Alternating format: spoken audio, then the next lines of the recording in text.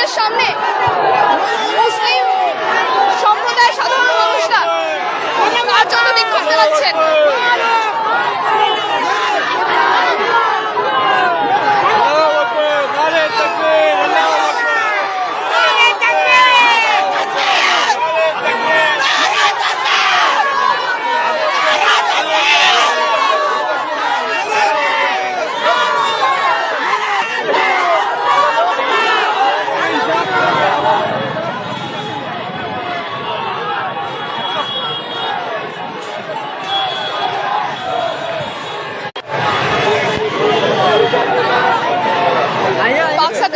সামনে আপনারা সেই দৃশ্য দেখতে পাচ্ছেন এখন।